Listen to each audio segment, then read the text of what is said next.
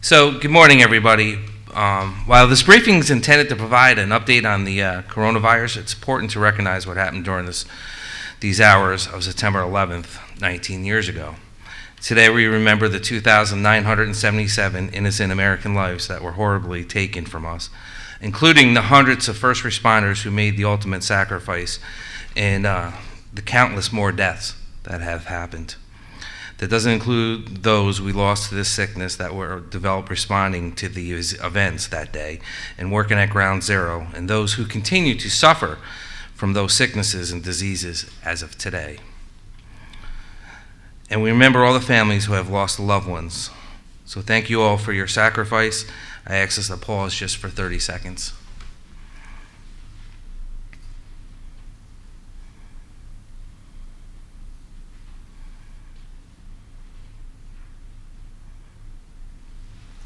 Thank you.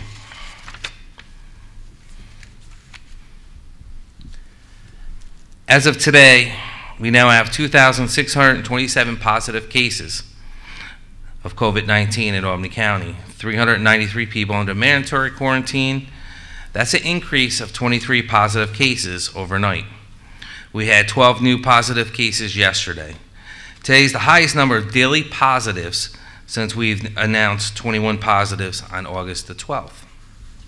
Among the new positives today, we know 20 have had close contact to a positive case, 2 are healthcare workers or residents of a group setting, and 1 doesn't have a clear source of infection at this time. We have 10,355 people that now have completed quarantine, and of those, 2,560 tested positive for the virus and have recovered. That's an increase of 14 recoveries. There are still 14 people hospitalized with a hospitalization rate of 0.5% of those who have tested positive, and that rate stays the same as yesterday. 1 patient is currently in the ICU, and that number stays the same as yesterday. We haven't had any new hospitalizations in 3 days, so that's a good sign that we're moving in the right direction, because as everyone knows, when we do the control room meetings at 1400, that's the one thing that the state and DOH continue to track is the ICU beds and the hospitalizations that are happening across the state and here in the capital region. Over the last 5 days, there's been an average of 11.6 new positive cases each day. Yesterday it was 7.6. I'm holding this briefing today because we have a very serious matter when it comes to the numbers, and we want to alert the public about the related situation at the University of Albany, who's been a great partner with us here in Albany County. We received reports from our Department of Health that in less than 48 hours, there's been a spike of 31 cases among the U Albany students. That's 31 cases of the 40 total U Albany was reporting on its dashboard last night. Some of these cases are included in the new cases we announced today. Others have been previously reported due to the lag in the reporting from labs, which has been an ongoing situation that we've all talked about, that you can get testing done. It's getting the results back from laboratories that's holding it up. In certain cases at our nursing home, before we got this new machine, we would test an employee 3 times before we got the first results back because there was such a lag with labs. That's something that we need to continue to address. When many students are also going to urgent care and being tested there instead of the U Albany facility, there's different reporting processes, meaning that urgent care or private doctor does not have to tell the university, they tell the Department of Health, but that's it. So that's kind of a way around the system. And again, we're learning new things. I know we're 6 months into this, but you'd be surprised how many times the way we used to do procedures have really changed. And let's face it, students are savvy, kids are savvy. I'm not accusing them of anything, but they know that if they go to a certain area, that it's not going to be reported back to the school when you got a facility right there at their school. So again, we need their help and everyone's help to continue to go forward in a safe manner, but we have to be in this together. The spike can be traced back to the athletes and off-campus student housing in the Pine Hills neighborhood of Albany, among other areas potentially exposed. Dr. Whalen, our County Department of Health, been working around the clock to identify and isolate positive cases, but we are at a critical moment right here. We need people's help, and we need to have these students continue to come forward to identify the places that they've been. Students and members of Albany County community need to do the right thing and wear masks and social distance. Avoid large crowds. Cough and sneeze into your arm. Wear your mask properly. Clean and stay 6 feet apart. And as Dr. Whalen so eloquently says all the time, wear your mask correctly, because I can't tell you when I'm out and every time I see someone with the mask under the nose, I think of you now. And I'm like, Dr. Whalen wouldn't be happy with you right now. Put that mask on your nose. And we need to continue to be in this in a partnership together to get through this. But talking about great partnerships and great leadership from our Department of Health, Dr. Whalen. Thank you, County Executive McCoy, and good morning, everyone. And I'm so pleased that President Rodriguez has joined us this morning. SUNY has been a great partner with us, and we have been working with them since well before the start of this school year to ensure plans were in place to do the best we could to control the spread of COVID. Unfortunately, we have seen a spike in cases, and this is a concern. 40 cases is not a small number. I do want to comment upon the numbers, because I'm sure most of you, in looking at the numbers we reported this morning, are already saying, wait, there's a discrepancy. There's a couple of reasons for that. We received the reports of the 31 additional positives late yesterday afternoon, and as is our practice, we make sure we do the case investigations to determine whether they are actually county residents. Some of these students may live in other counties, and we want to be able to report the numbers as accurately as possible. So until those cases have been had their initial investigation, which we do within the first 24 hours, we will not be reporting them with our rolling numbers. The county executive indicated that there sometimes are delays in us getting reports from labs, but what we're also seeing now is with the availability of what are called point of care tests, which are tests that are done in urgent care offices or in doctor's offices, and the results are available right there and then. This is not something where a reporting mechanism was automatic. We have been in contact with all of these entities that we know that are doing this testing, and earlier this week, the governor issued an executive order to mandate that these entities, when they get a result, report it to the local health department within 3 hours. But this is real time, so this has not been happening yet. We are working to make sure that this occurs. We know the executive order will make people sit up and understand what they need to do. But previously, what had happened was all results were sent to laboratories, and the laboratories are part of the electronic clinical laboratory supporting database. So it went into a database, and the database was reported to us automatically. As soon as the results were available, we would get them shortly after. So we have had to develop new mechanisms, and right now we're asking them to call the local health department and let us know. What happened with these initial reports is that they were called to the SUNY Health Services. So SUNY Health Services provided the reports to us, and we are starting case investigations. So that explains the discrepancy in reporting, and it also explains, going forward, that there may be a little back and forth with numbers. For example, these 40 cases that we report may not be 40 cases from Albany County. So they may be assigned to different counties, but all of the cases, importantly, will receive case investigations. And from them, it's very important that we identify contacts, isolation of cases, making sure that when people are positive for COVID, they are not going on campus, they are not socializing with other people, they are not working in jobs, is essential to avoid the spread of COVID. And this is essential whether you are asymptomatic or whether you are clinically ill. It is also important for those that are placed on quarantine, so those are the individuals that are identified as close contacts to the case, for them to stay within their homes under the advice that we provide isolated from other individuals for 14 days because we know this is the incubation period.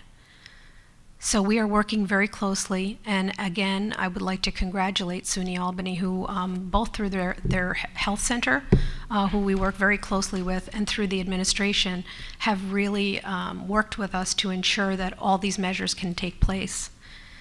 But we cannot do this without individual student responsibility. So again, I appeal to every SUNY student to realize the importance of isolating when you are sick and quarantine when you have been identified as a contact. Whether your school stays open or closed depends upon what you do. So please take the importance of this responsibility to heart. We need people to comply with this behavior, and we need, when we call you, to have you pick up. The university has been very helpful identifying point of contacts when necessary. And it's also important for you as students to realize that there are a good amount of students out there that realize the importance of doing the right thing, that realize the danger of students that are infected not doing the right thing. And those students are letting us know where you are if you are infected and you're not following guidance. So, you know, I know President Rodriguez will be talking about that as well, but there will be repercussions for that. This is not something that should be taken lightly. This is a disease that has killed nearly 200,000 people in this country, and it has not left us yet. So we need to be more vigilant than ever. And for the other colleges and universities around the area, please take this to heart as well. Thanks. Thank you, Liza. And again, we are in this together, and I never thought I'd be talking to Chancellor Malacha so much in my life, or President Rodriguez, you know, but it's good, and it's a partnership that we need. And I do want to remind the media and to people out there that go to the dashboards, and Dr. Whalen said it best, the data's going to change. It's not going to be accurate because you're dealing with kids from all over the state of New York, all over this great country of ours. So we're going to report them one day and not, so you have to bear with us. And some days you'll see an increase and then we'll be down. So, but again, we need to call on everyone to be into this together. But President Rodriguez, I want to say it's been great working with you. Even before all this, been a little bit crazier, but again, the partnership and the transparency that your administration at UAlbany has been working with us, I can't say thank you enough as county executive. Not only do you care about the students at UAlbany, but you care about all the people in Albany County and the Capital District. So thank you. Thank you so much. Thank you, County Executive McCoy, Dan, thank you so much. I sincerely appreciate this invitation to be part of this strong partnership that we have developed with Albany County and Albany County Department of Health. I'm also very pleased that Commissioner Whalen is with us today. We also have with us today our Vice President for Student Affairs, Dr. Michael Christakis, that will be able to answer any questions as well. As Dan, County Executive McCoy did, I also want to acknowledge that today is the 19th anniversary of 9/11, a somber day in our nation that we remember with very heavy hearts. Though we are consumed by the demands of the crisis we're here to discuss today, let us not forget the loss of life and sacrifice that took place on September 11th of 2001. But today we are here because of COVID-19. If you're following the national data on COVID-19, it seems we have reached a plateau, but at a very high level. Close to 40,000 or about 40,000 new cases of COVID-19 are appearing in this country every day, and about 1,200 deaths per day. Thus, I want to remind everybody that this is a deadly, serious pandemic, and we must not and we cannot let our guard down. Our communities need to take this pandemic very seriously, and we continue with our public health measures, including wearing a mask at all times, maintaining 6 feet of physical distance, frequent hand washing, and avoiding large gatherings. Fortunately, New York State is doing quite well in this regard, but we want to keep it this way. As you know, despite all the proactive measures, strategic initiatives, and precautions that we have put in place at UAlbany, the county has recorded a spike in COVID-19 cases among 31 UAlbany students. This is a very serious development for the university, and we are taking very strong measures in response. The University at Albany will continue to work very closely with the Albany County Department of Health, with the county executive, as we have done long before this pandemic. We will continue to provide the county with the information they need for contact tracing. And as I told Commissioner Whalen yesterday or last night, she has my cell number, and she can call me at any time to make sure that we are providing the need, the support, and the data that they need. We have already begun the quarantine and isolation process for these students. In addition, starting immediately, all student athletes will participate in weekly pooled surveillance tests on campus. Actually, yesterday I asked that all athletes be tested immediately, and just last night we collected 370 saliva samples from our student athletes, and we will run the test throughout the day today. All athletic activities will be suspended immediately until further notice. As we already reported previously as well, we also have about 230 rooms for isolation quarantine. We have put, prior to the beginning of the semester, daily health screenings, which all faculty, staff, and students coming to campus must complete. We have already assembled about 16,000 COVID-19 kits, and 98% of our residential students have now registered their kits. We are working with the other 2%, as this is mandatory for all our students.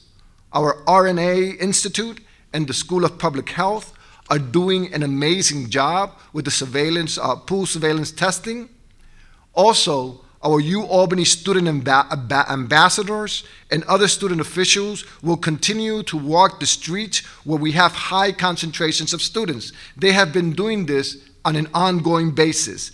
They will have COVID-19 test kits with them. They will provide health information, encourage social distancing, wearing masks, and avoiding large gatherings of any kind.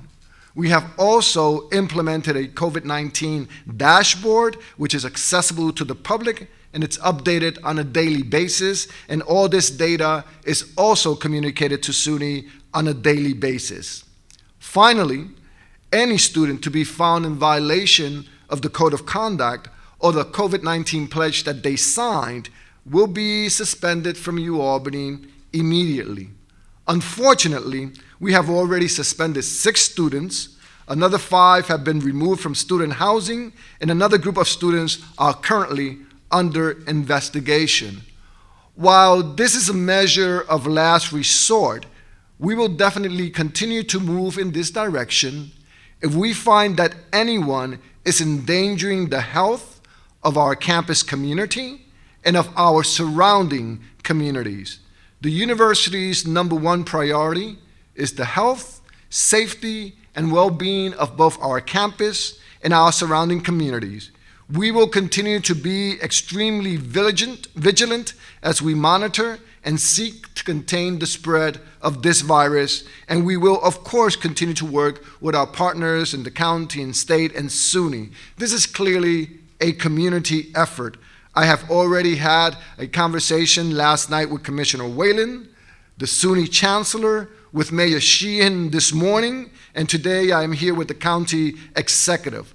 We are strong partners in this process, and this is a community effort.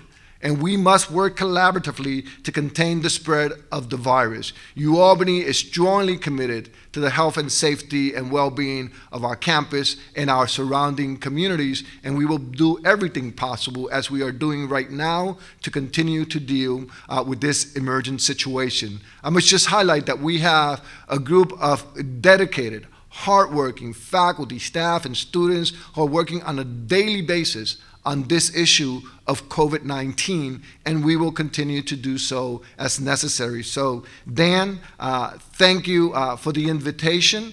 I could not think of any other two people that I would be delighted to be celebrating today, my 3rd year anniversary at UAlbany. I wish it was under different circumstances, yes, but nevertheless, I'm here delighted to be seated next to you two, as today I celebrate my 3rd anniversary at the University at Albany. So, Commissioner and Dan, thank you so much. Thank you. Thank you. Yes, congratulations, President Rodriguez. And again, you see the passion, you know, and the care, not just for the students, but for the whole community that surrounds us. And just to give an idea what the University of Albany's like, if you take the city of Cohoes, it's bigger. UAlbany's bigger. It's bigger than Cohoes, Waterville, Green Island. It's bigger than the town of Bethlehem, and bigger than, it's just about the same size as Gilliland, a little bit bigger than Gilliland, in the same area, with the amount of students and people that work there. It's a small city. And you know, you have a lot of moving mechanisms going on there at any given time. But to hash on what Dr. Whalen and President Rodriguez were saying, we need the students' buy-in. We need your help, and we can't do this without it. And we need your parents' help to get on your children. We want you to come here. We want you to have a good time. But you need to socially distance. You need to wear your mask. You need to cough into your arm. You need to clean your hands and stay 6 feet apart. You know, I know, you know, last weekend I was getting pictures from people, you know, sending to our Facebook about parties going on, gatherings. Just do the right thing. Wear a mask and stay apart. You know, it's that simple. Or do you want to end up shutting down and going back home? Or do you want to have somewhat of an experience of the college feel and getting into the college classrooms? There's a lot at stake, and I can't say, I got to say this, we have the best universities in the area and the best partnerships with all the presidents of the universities, and they're taking it serious. You know, Siena College has suspended people, I believe, or disciplined them, and I know your policy at UAlbany, it shows the serious steps that everyone's taking to protect people's health and safety, because that's first and foremost with anything that goes on. So please take this serious, to the students, to people that just, again, you don't need signs or symptoms. Go get tested. It's free. If you go through the UAlbany test site, it's free. If you do our mobile testing sites, you know, if you don't have insurance, we pay for it. And, you know, you got Rite Aid in Colony, and you got Walgreens on Holland Ave, and they're all free. So there's no excuse to the students that are being a little crafty. Go through these sites, because it helps us identify quicker. It has Liza's people, who are the best epi people, in my opinion, and not just the state of New York, but the nation, and the job you've done. Trace that person down that much quicker, because I hate saying, and I know we get this question when they say, what do you mean they didn't have a clear source? Because either they're not being truthful and telling us who they ran into, because they want to protect their friends, and trust me, you get them phone calls and people say, don't give them my name, I don't want to get on that list. And you know, it's, again, we're in this together, and we'll get through this together in a partnership. UAlbany testing site, as always, is 1-888-364-3065. The mobile testing sites, area code 518-465-4771. And again, Rite Aid, you go online. Walgreens, you have to go to walgreens.com/findcare/COVID-19/testing. And Priority 1 in Gilliland, as always, too, 518-867-8040. Again, please remember, we're in this together, and we'll get through this together. It's a marathon, not a sprint. And no, this doesn't go away November 3rd. If I hear that one word, I wish I had a dime for every time someone's saying that to me. It's not going to go away November 3rd. We're not making this up. It's here. And as Dr. Whalen said, we've lost over 200,000 people to this virus. And until we get a vaccine, this is the world we're living in. So again, please do the right stuff out there.